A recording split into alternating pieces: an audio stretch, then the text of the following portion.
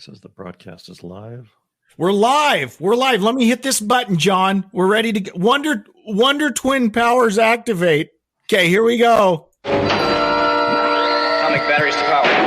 Turbines to speed. Ready to move out. Before we start, I'd like to say something. There's no reason why you shouldn't have complete confidence in your chances to come out of this thing alive and in one piece. From coast to coast, from border to border, from one end to the other and all points in between. The Classic Guitar Rock Podcast is on. Yes! That's awesome! We crank up and break down the great guitar-driven rock of the 60s, 70s, and 80s. And you are invited to come along. We got a full tank of gas, half a pack of cigarettes, it's dark, and we're wearing sunglasses. Hit it. And now, your hosts, Jeremy Lunnan and John Dimke. We've got to protect our phony baloney job, gentlemen. We must do something about this immediately. It's time for the Classic Guitar Rock Podcast. Well, here we are, John. Here we are. Finally. It's crazy. We were just commiserating. Did you ever think you'd be in your 50s? I didn't think I'd be in my 50s so quickly. Yeah. Yeah. So, and you're okay. So are you 52? Yeah, I'm 52. 52. Okay. So I got 3 years on John, and we're going to talk about Ozzy Osbourne tonight. Woo. Things we're going to talk about. And I want to just right out of the gate to put John right on the spot with no warning. What is your first recollection? And you come from more of a pop background. You've said you were more a pop guy. You weren't really into hard rock. So what's your first recollection of Ozzy Osbourne? I just want to hear your very first memory that you think of. Okay, so I was a kid. We'd moved from from southern Washington, the Tri-Cities area, down to central Utah. Down to Delta, Utah. Okay. But there was no shopping down there. So my mom wanted to go to the mall in Provo. Okay. So, of course, my mother's crazy, and we get there before all the stores open.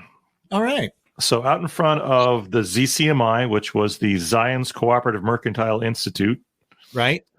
This was at one time, I think it was a Mormon-owned co-op kind of thing, but it's basically like a Nordstrom or better than a Sears, I think, but it was kind of like a Nordstrom. Big department store. Yeah. Big nice department store. Yeah. So we're sitting in the mall courtyard by the fountain, and we're the only ones there. And then soon, before the doors open, we saw all these, like, we called them stoner kids came in. Right. And these guys had leather jackets on, and they had chains on, and they had, spiked gloves and stuff. And we're like, what is going on? Do these people really need blue jeans at this early in the morning? I think it was like 8 o'clock in the morning. It was early. So the next thing I know is, like, because I have a sense of fairness about me. I think if you're in line early, you should be the first one in the door. Yeah. We want to get those blue jeans faster than anybody. That's right. So we get to the door, and my mom pulls me back from the door, me and my sister. And the gal inside the store opens the door, and all these stoners rush in past us. Wow. And I was like, what is going on here? My sister starts running after them.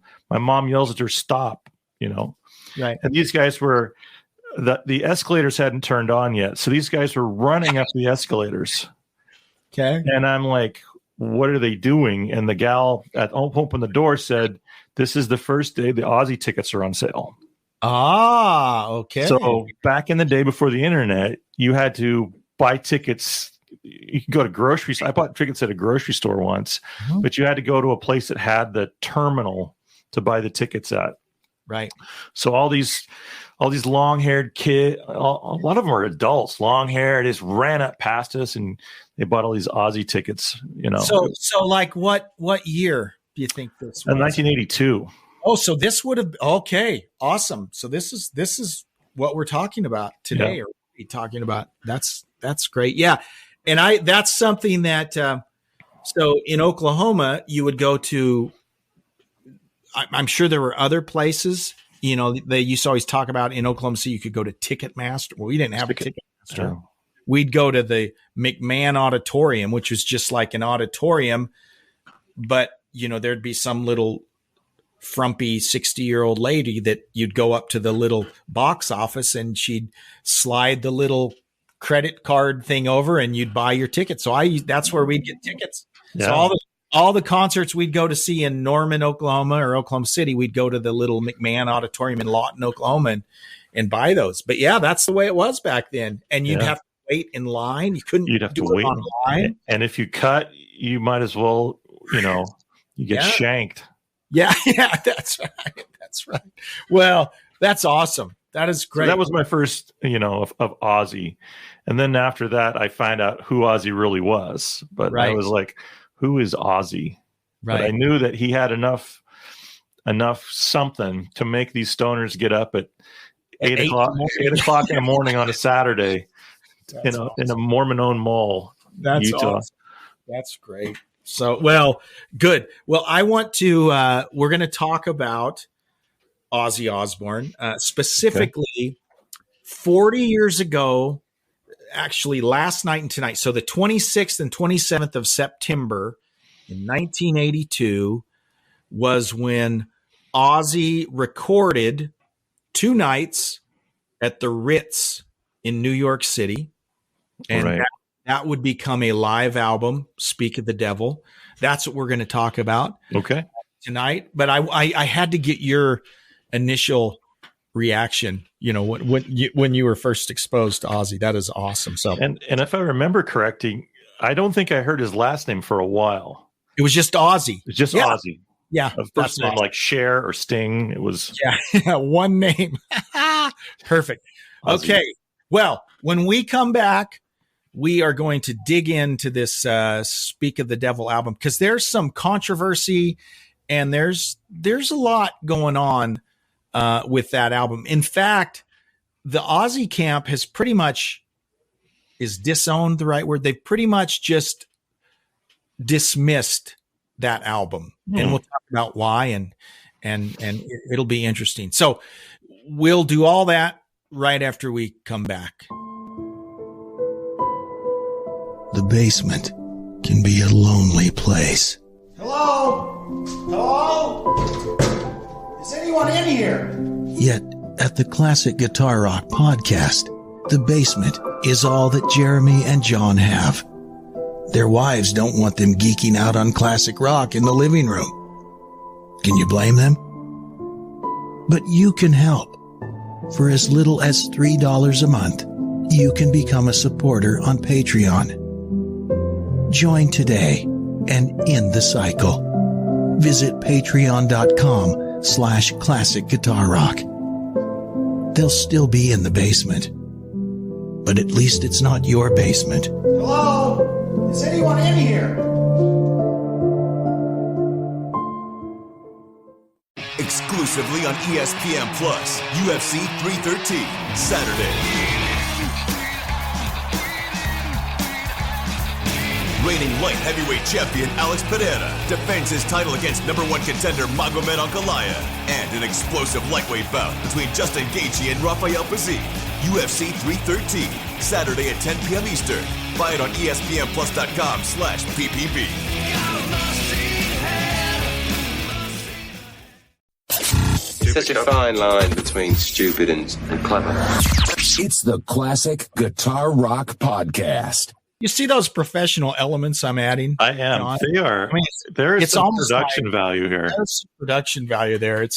And of course, jamming it through this low budget StreamYard software just adds a touch, a nice touch. It's like an 8-track, but with video. Okay. Hey, you can chime in if you're joining us on what are we on? We're on YouTube, we're on the Twitter, we're on the Facebook. Yeah, we're live and in public. Live and in public. And you can chime in with your comments and we'll talk about that. So let's let's go back 1982. John mentioned 1982 when he saw them at the mall, or saw the folks lining up to buy tickets for Ozzy at the mall. 82 was an interesting year for Ozzy Osbourne. Now, at the beginning of 1982, so this would have been about February. I think the tour started this would have been the second Ozzy Osbourne album. So let me go back. Wait, I don't mean to get too far off track, but so Ozzy records his first album, and we won't get into the whole how he found Randy and all of that, but he recorded his first album at the end of 79 at a place called Ridge Farm in England, right? So it's Randy Rhoads, it's Bob Daisley. They actually didn't have a Lee Kerslake, the drummer, till kind of at the end. They were just writing songs with just whatever drummers they could catch up. Once they got Lee Kerslake in, he actually helped them write a song or two. Then they recorded the whole song at the end of 79, early 80. So they have this Blizzard of Oz album, and it was a smash in England. So it gets released like in April of 1980 in England or something like that. Well, it doesn't get released in the US, I believe, until like almost a year later. So what's really weird is they did a full tour. Okay, they did a full tour of England, and then they had them go back and start recording Diary like in 1980. So there was a really short window. So basically, without getting into all the nitty gritty, they had 2 full albums in the can before they ever toured in the US. Wow. They had 2 albums completely done. So then they come over and they do a quick whirlwind summer fall tour in 1981 to promote Blizzard, a year after they've already done it in England. So they come do that.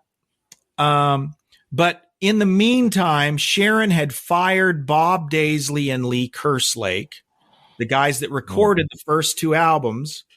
If you look at the Diary of a Madman album, it shows a picture of Rudy Sarzo and Tommy Aldridge in the band. But if you read all the fine print, it says all songs by Osbourne, Rhoads, Daisley, and Kerslake.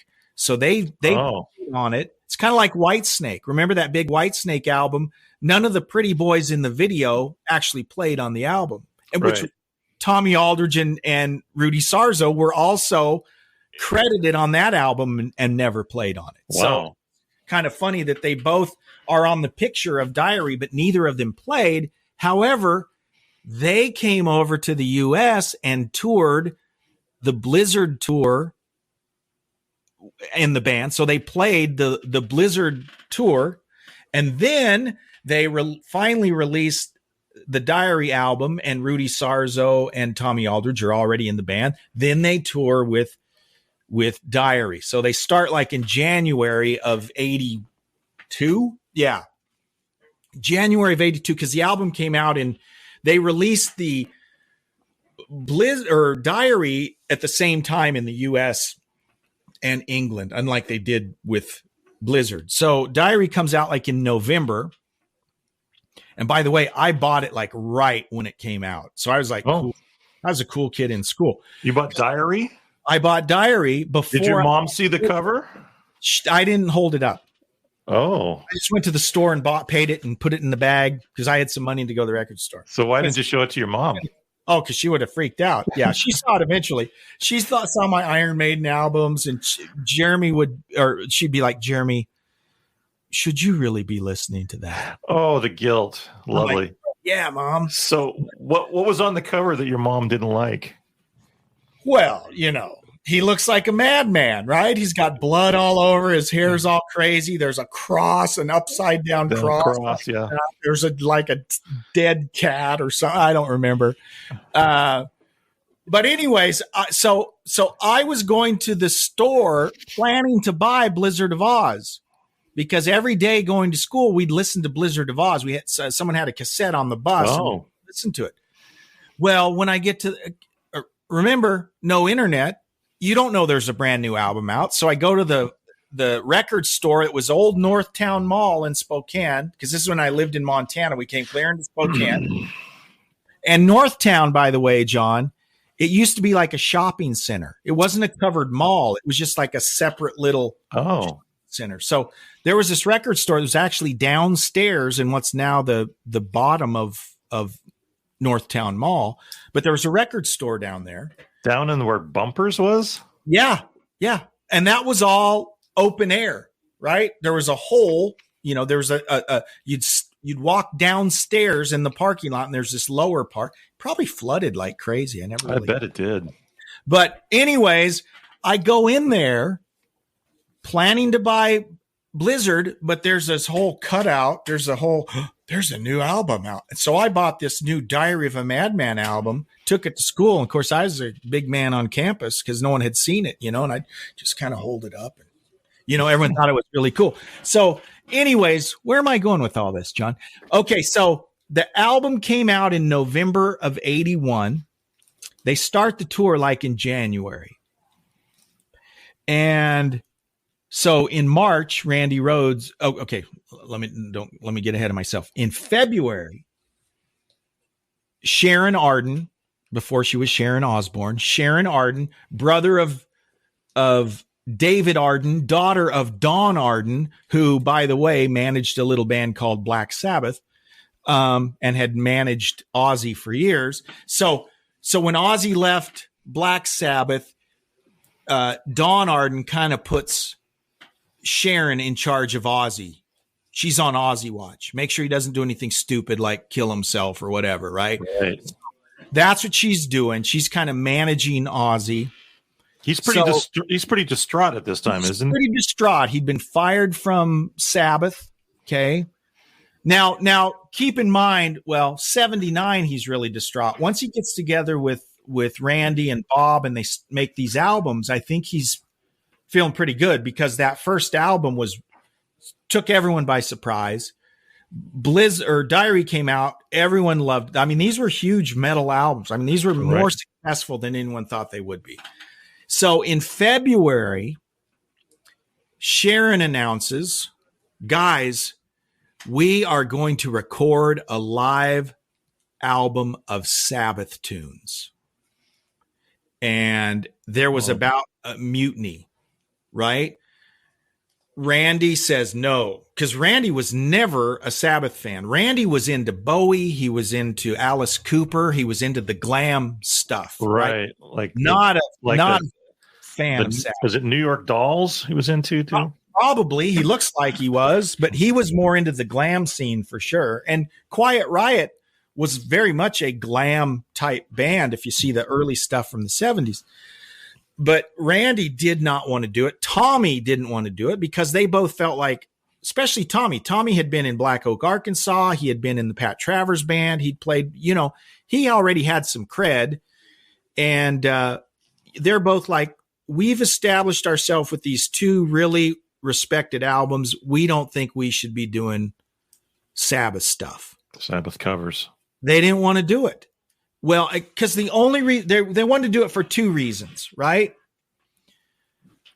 Well, they wanted to make money. They thought there was a chance to make money, and there was something with the contracts for all of the members of Sabbath. There was like a lapse of their licensing or something. So this would be good for everyone, even the Sabbath guys. They stood to make money from an album. But I think, just what we know about Sharon, I think they really wanted to stick the knife into Sabbath, because Sabbath was planning to do a live album with Dio. Dio had just come in 80. And so Ozzy winds up ultimately beating them to the punch by about a month. So think about this. In October or November of 82, there's a brand new Sabbath album that's Ozzy Osbourne, Speak of the Devil. And then a month later, there's Black Sabbath's Live Evil, which is all live Sabbath stuff too. So it was a way to make a little money, but I think also to kind of beat him to the punch, kind of humiliate them, embarrass them, that sort of thing. But okay, let me catch up where I was. So at the beginning of 82, when they announced they're going to do this live stuff, Randy doesn't want to do it. Tommy doesn't want to do it. Rudy is like, well, I need the job. Rudy's right? kind of agnostic. I don't think he's ever said a bad thing about any of the bands he's been in. He's been in a lot of bands. I agree. 100%. I completely agree. And he didn't want it, but he did side with Randy and Tommy and said, hey, if they're not comfortable doing it, I don't want to do it. Right. And Ozzy got really mad. So this was a big deal. And it was a big blowout. And here's what's sad, because you don't know what's coming in a month and a half, right? People don't know that by the end of March, Randy Rhoads will be dead, right? Because I wonder, everyone would have been nicer to each other, probably. But from the sounds of it, Ozzy was quite upset with Randy. He's upset with the rest of the band. And so finally, they all just say, Randy says, okay, fine. We'll do the live album, and then I'm going to quit. I'm quitting after the live album. Really? Yep. That was the deal. And so I don't know if they ever, to be honest, if they were still kind of not getting along, because they're in the middle of a tour now, January, February, March. I think it was March 25th when he was killed.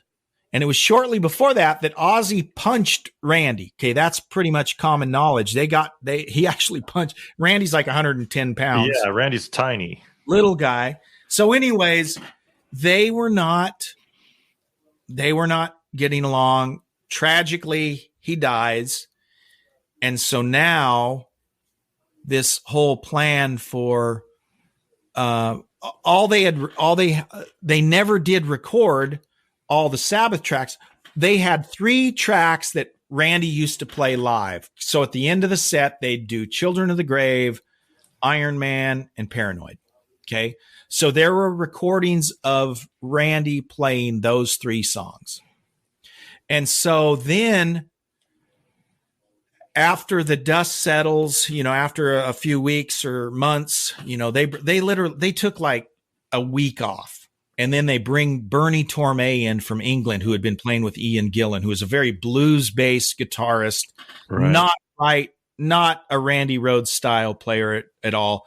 But they bring him in, and he was always supposed to be just a stopgap. He was never supposed to be the guy. And he basically, as a favor, comes in and plays a handful of dates. So when does Brad Gillis come in? Brad Gillis comes in like middle of April. So end of March, it's like 2 weeks, right? There's like a 2-week window where Tormé comes. Someone had seen Brad Gillis. I used to know the guy's name, Preston. It was Thrall, Pat Thrall, who played with Pat Travers and had played with Tommy Aldridge. Preston Thrall, I think is the guy's name. He saw Brad Gillis playing in a band called Rubicon in the Bay Area. And he was playing, it's a cover band, and they happened to be playing Flying High Again. That was the popular Ozzy song at the time. Right. And apparently he played it really well, and they played like maybe another Ozzy. So he's already playing like 2 Ozzy songs. And this Preston gets a hold of Ozzy's folks or whatever and says, hey, there's this kid in San Francisco named Brad Gillis that you got to get. So, it's a typical story. He gets a call on a Sunday from some guy with a British accent claiming to be Ozzy Osbourne. And at first he's like, yeah, right. But it really was him. And he said, fly out here to New York. He's giving him a list. He's telling him, I want you to fly out here next weekend, blah, blah, blah, blah, blah, blah, blah. So this is all happening. Bang, bang, bang, bang, bang. So fast. He has to literally go out and borrow or buy the albums. And he's got like 3 days to learn all the set list, flies out, doesn't even have money to pay, the cab. He has to go in and get someone from the entourage to come out and pay for the taxi. They put him in the room. They lock Rudy in a room with him to teach him all the songs. He's been listening to him, so he's kind of learning them. So basically, from the time he gets the phone call till he's playing live, it's like a week or a week. Right. Wow. And that is scary. Yeah, he starts playing like middle of April. I saw him like middle of June. So when I'd seen him in 1982 in the Spokane Coliseum, it was like middle of June. Brad Gillis was playing guitar. So he had already done it for like a month when I saw him. But so now they're starting to talk about this. It's back on the burner now. We want to do this live album. We got Bradley now. We can do it. And so they book the Ritz in New York City, which is a very kind of Rudy Sarzo described as kind of like a Latin ballroom, very ornate, kind of like when you and I went to see Wishbone Ash. Oh, okay. Just a very Art Deco type, building, small. So when you hear this album, if you're thinking a big Ozzy show, it wasn't like that at all. They were on a small stage. It only holds like 1,000 people. So it was very small. Brad and Rudy were in tight right in front of the drum riser, and Ozzy's right. Ozzy's wearing a pair of sweatpants, and he's got a folding chair with a lamp on it with lyric sheets down on his. So it was not about a show. It was about a recording. Right. Gotcha. And here's what people forget. In August of that summer, Ozzy shaved his head. Oh, yeah. Yeah. Do you remember seeing pictures of that? Yeah. Shaving heads was not common when I grew up. No one did it. And everyone was kind of freaked out because that was just weird. The only person I remember having a shaved head was Telly Savalas. Yeah.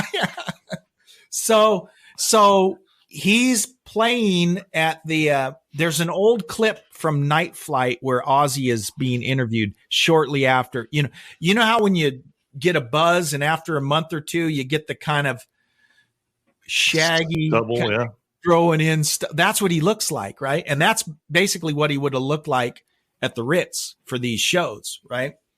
However, if you look at all the cover art, he's got a wig on and, he looks like the Ozzy we're used to seeing. But they record this over these 2 nights. And I always get in trouble when I say this because, you're not supposed to say anything about Randy Rhoads. And I love Randy Rhoads. I think Brad Gillis plays the Sabbath stuff a lot better than Randy did. Oh, you do? Oh, big time. Yeah. And so here's the thing. Randy wasn't into it, and you can tell. I mean, I just don't think his playing sounds as good. Where to me, when I hear Brad Gillis play it, I think he's a Sabbath fan. I think he just likes that music, and he just had a really killer. He was a little crazy on the whammy bar, but that was the style back in the early 80s. Remember that? Oh, yeah. So, but I think it shows with Brad that he really liked that music more than Randy did. I think he did a great job. But they record the 2 nights. Here's where it gets funny. So these guys all get together. They fly out from Los Angeles. That was kind of home base for Ozzy. So they're all, and I think at one time they all just lived at Ozzy's house. They had a house there and they all lived there. So they all fly out. They had 5 days in New York to learn 70 minutes of material. And you got to figure they probably all knew 3 or 4 Sabbath tunes. So they probably already knew 10 or 15 minutes worth, I'm guessing, but they had to learn 70 minutes of music. And here's what pissed them all off. Ozzy wasn't even there. Ozzy didn't even show up till a sound check the day of the first show. Didn't even show up. Didn't know the words. He was not ready at all. And so here's the dirty little secret about that album. Most of the vocals were completely redone in the studio after. Oh, really? Yep. The music wasn't.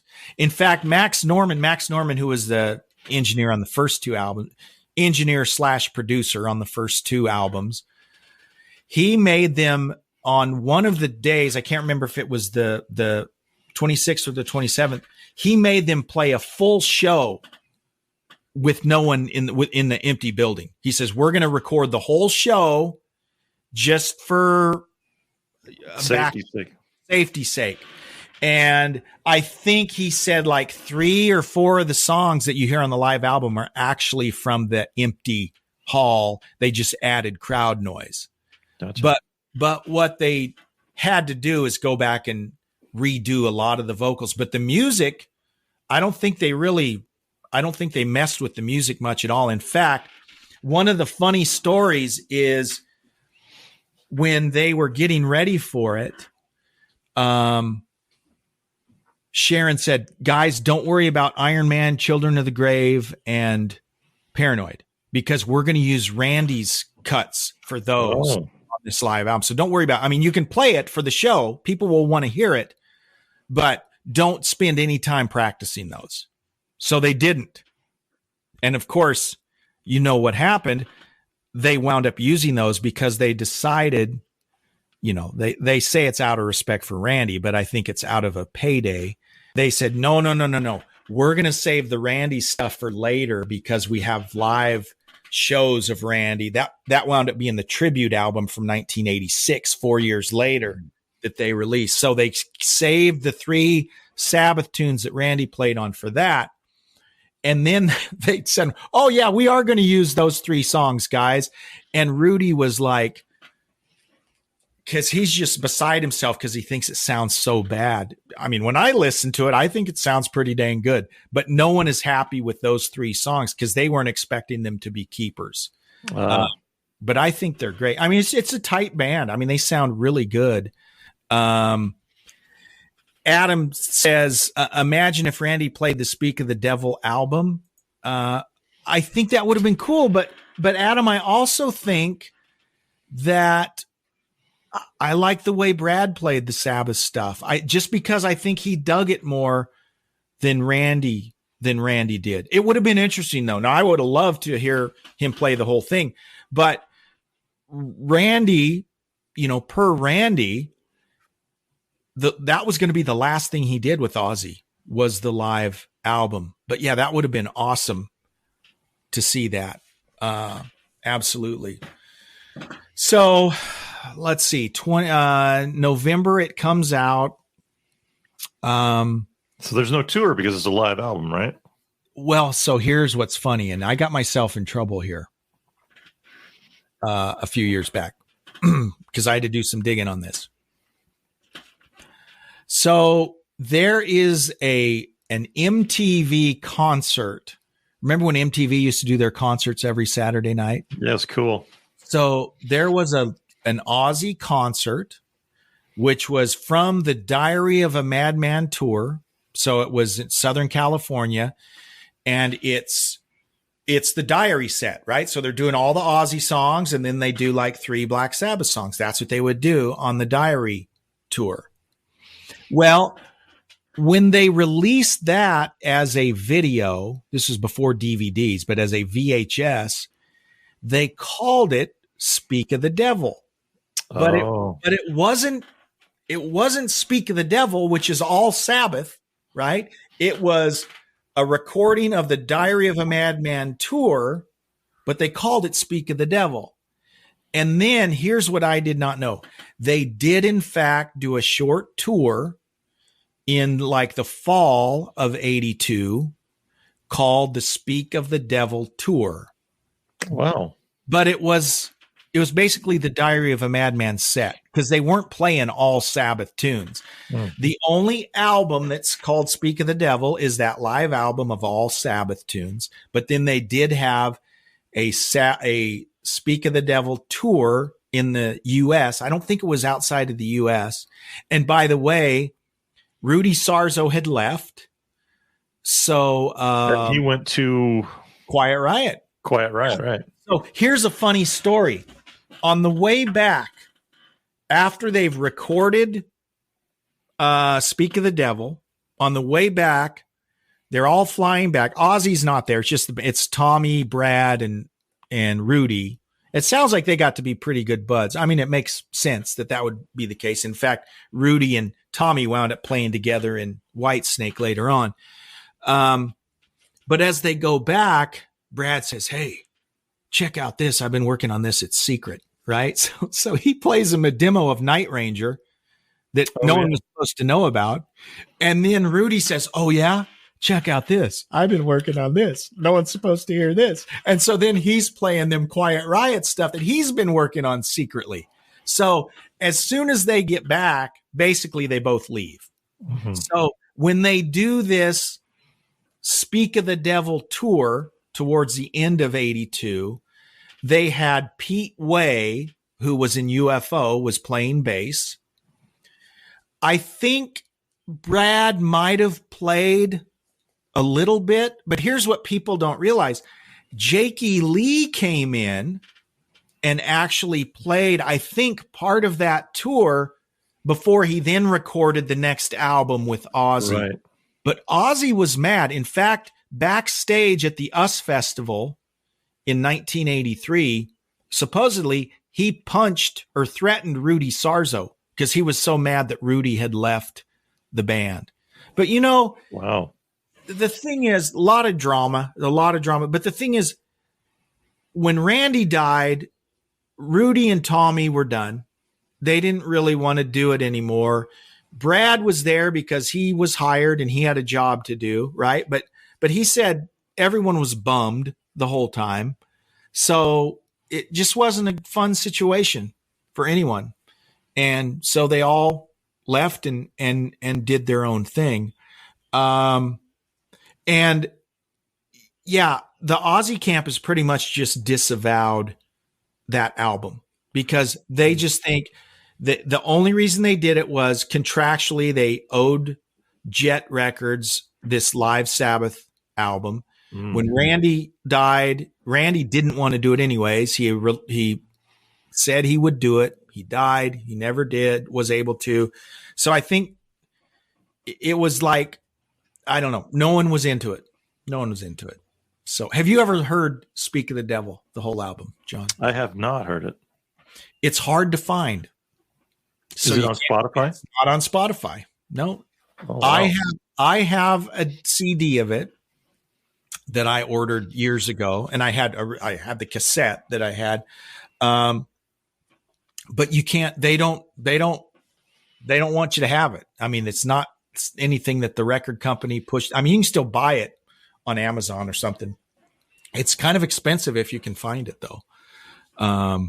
So what about this whole process, this album just resonated with you? It seems like it really connected with you on a different level. I did like it because it's very, it's the quintessential 80s guitar sound. It's, Randy Rhoads' sound was really kind of grindy and it was kind of a cool sound, but Brad Gillis played Mesa Boogies. It was a different sound. It wasn't the Marshall-y sound. He'd had Randy was kind of coming from the 70s. Brad to me is like, it's more the 80s. It's more squealy. There's more pinch harmonics. There's more whammy bar.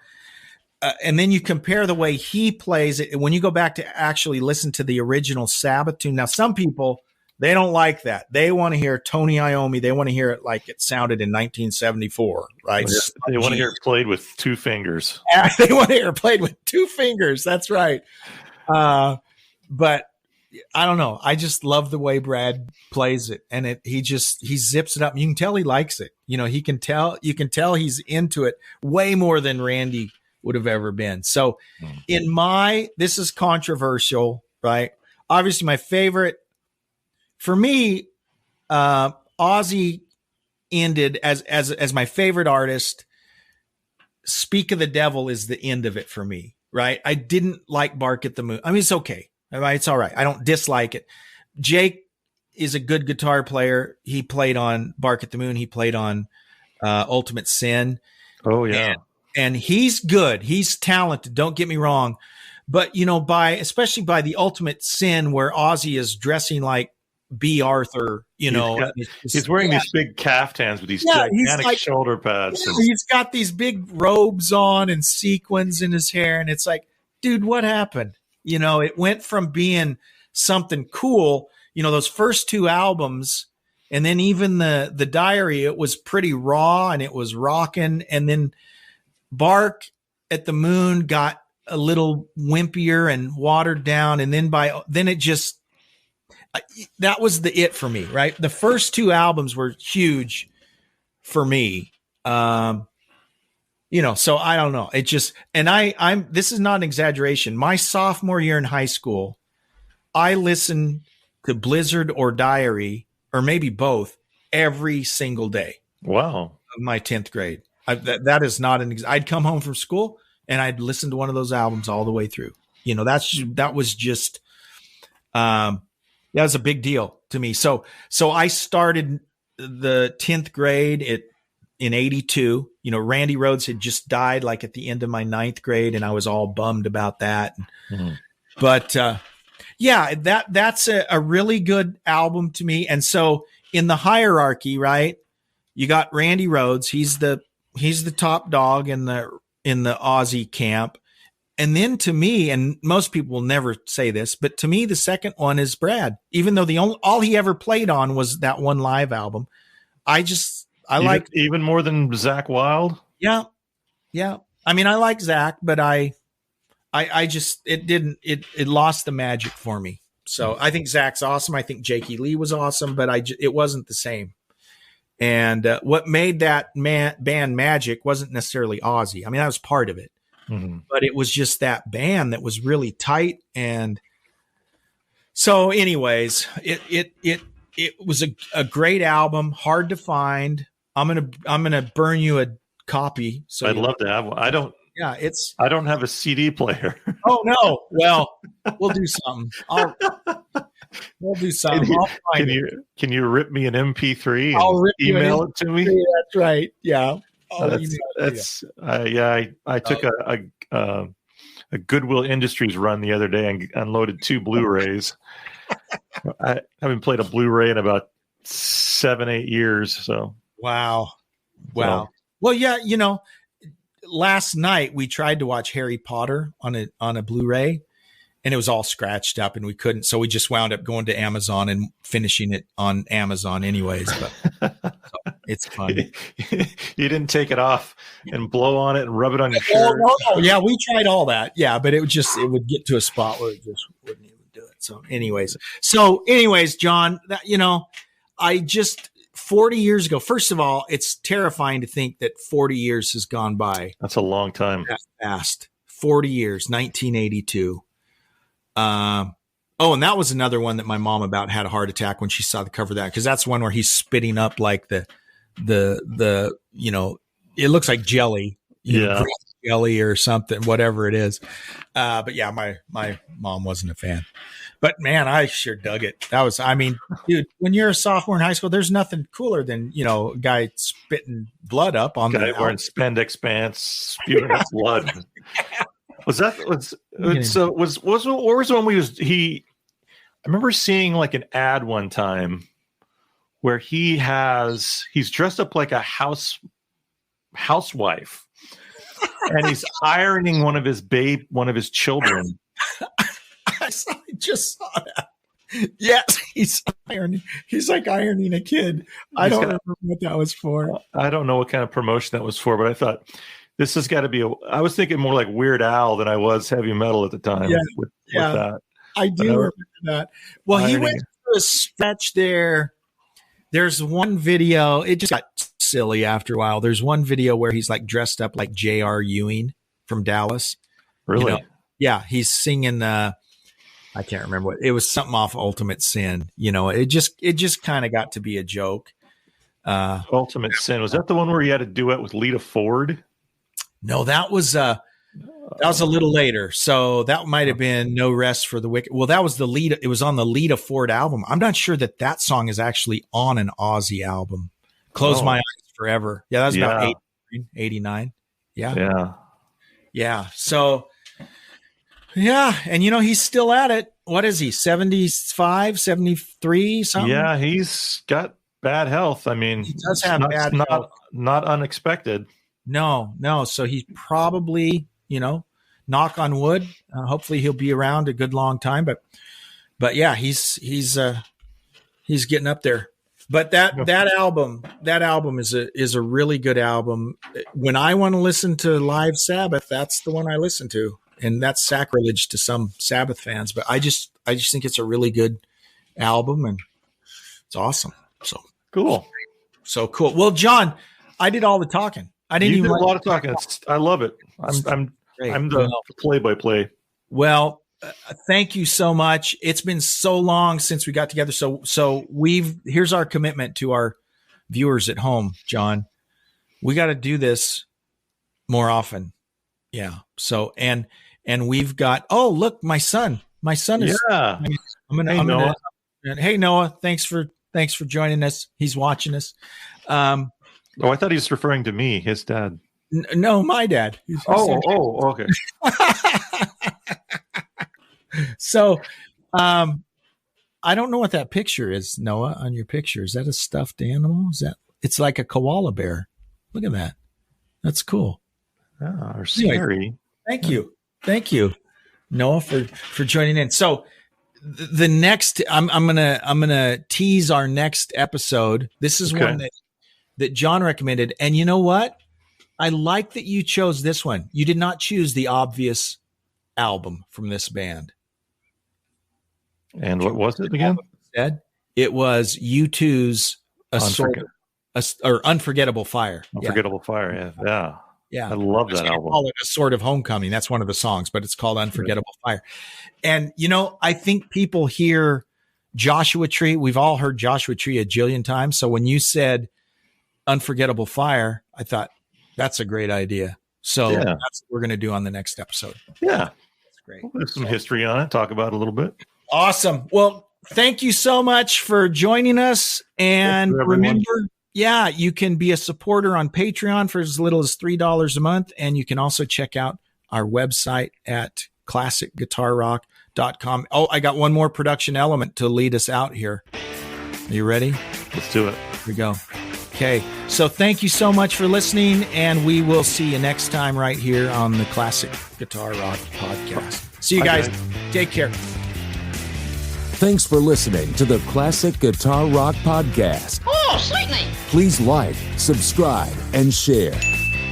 You can email us at classicguitarrock@mail.com. We're not ordinary people. We're morons. We'll see you for the next episode of the Classic Guitar Rock Podcast.